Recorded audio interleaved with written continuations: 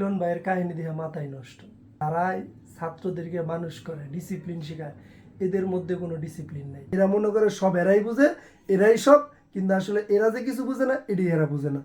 আসসালামু আলাইকুম। আমার রোজার 30 দিনের চ্যালেঞ্জের আজকে 4র্থতম দিন। আজকে ঘুম থেকে উঠে সোজা অফিসে এসে পড়ছি, অফিসে এসে ইন্ট্রো দিচ্ছি। আমি এখন মেডিটেশন করবো, বই পড়বো। আজকে আমার একটু বেশি কাজ আছে। আমি মার্কেটিংয়ের আমার 2-3টা ক্লাস বাকি ছিল, ওইগুলো আজকে করব। আমি আসলে ভিডিও বানানোর জন্য বাহিরে যাইতেছি না, বা কোনো আমার যে ভিডিও বানাই দেবে এরকম না। আমার কথা হলো, আমি যে কাজগুলো করি ওই কাজগুলোই আমি ক্যামেরা ফ্রেম বন্দি করতে চাই, যাতে ভবিষ্যতে আমি দেখতে পারি যে আমি এমন ছিলাম, এগুলো করছি, এই সেই আর কিছু না, এরকমই। তো আমি আমার প্রতিদিনের যে রুটিন, যে 2টা কাজ, এই 2টা কাজ আগে শেষ করি।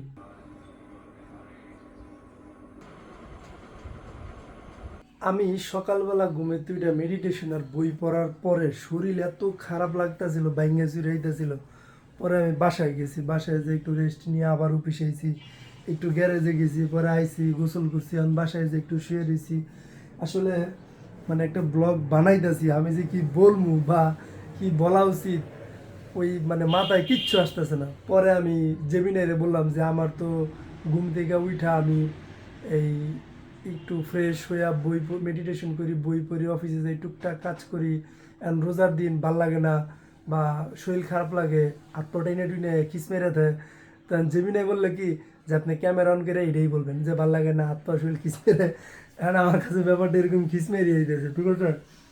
তো আরেকটা কথা হইলো যে আজকে সারাদিনে ঘটে, মানে আজকে সারাদিন এমন একটা ঘটনা হয়েছে, এর মধ্যে অল্প একটু শেয়ার করি। সেটা হইলো, যদিও আমার সাথে হয়নি, কিন্তু আপনি যদি ভুল করেন আর শিখতে দেন, তাহলে কিন্তু ব্যাপারটা, আপনি ভুল করতে করতে আপনার জীবন শেষ হয়ে যাব, আপনি শিখতে পারবেন না। আপনার পাশের মানুষ, আশেপাশের মানুষ, আপনার সাথী, সঙ্গী, ভাই ব্রাদার, এরা যে কি ভুল করে, ওই ভুল থেকে আপনি কি শিখতে পারেন, এটাই হইলো সবচেয়ে বড় বিষয়। আর আরেকটা কথা হইলো যে একটা মানুষের সাথে আপনার ভালো সম্পর্ক আছে, কালকে ওটা নাও থাকতে পারে, 2 দিন পরে নাও থাকতে পারে, 5 দিন পরে নাও থাকতে পারে। আমার কাছে মনে হয় কি জানেন, যে মুখের কথার একটা মূল্য আছে, যে মুখ দিয়ে যা মনে চাইলো আমি তাই বইলা দিলাম। এই জায়গাটা একটু সচেতন করা উচিত, কারণ মুখের কথার কারণে মানুষের কাছে কালার হয়ে যায়, আবার ভালো হয়ে যায়। সুন্দর করে যে গুছায়া পরিপূর্ণভাবে, পরিপাটিভাবে যেখানে যা বলা দরকার যে বলতে পারে, ও আমার কাছে মনে হয় সব জায়গায় পরিপূর্ণ থাকতে পারে। আর আরেকটা ব্যাপার হলো, দেখেন, মানুষ জন্ম থেকে মৃত্যু পর্যন্ত, জন্মের পরে কথা বলা শিখে, মৃত্যুর পরে তার কথা বলা বন্ধ হয়ে যায়, হ্যাঁ।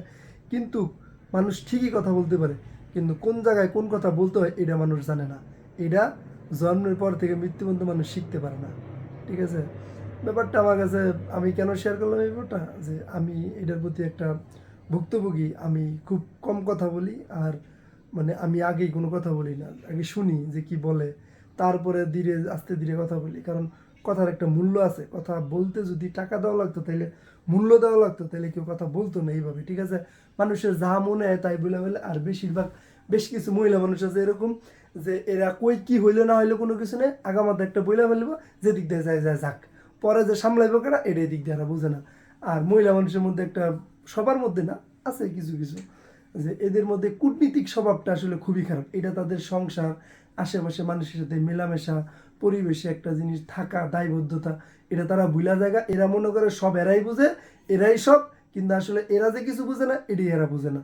মাত্র ইফতারিটা শেষ করছি। আজকে 4র্থ রোজা কিভাবে চলে গেল টের পাওয়া গেল না। ইফতারি শেষ করে মাত্র ইউটিউবে ঢুকছি, এই মিলন ভাইয়ের কাহিনী দেখে মাথায় নষ্ট। আর এই স্যারেরা যারা ছাত্রদেরকে মানুষ করে, ডিসিপ্লিন শেখায়, এদের মধ্যে কোনো ডিসিপ্লিন নেই। এরা এ কথা বলে, ও কথা বলে, প্রশ্ন করে একটা, উত্তর দেয় আর একটা, ঠিক আছে। আর কথা হইলো, আমার ব্লগটা আসলে মন মতো হচ্ছে না আমার, হয় না হইব, আজকে নইলে কালকে হইব, নইলে পরশু দিন হইব। আর আমার ব্লগটা আসলে ওরকম না যে মানুষে দেয় দিব। আমার মনে যেতেছে আমি এই করতেছি, এগুলো এগুলো দেখাইতেছি, ভবিষ্যতে আমি বুড়ে হয়ে গেলে যে দেখতে পারি আমি ছোটকালে কেমন ছিলাম, এই কারণে বানানো। টাটা।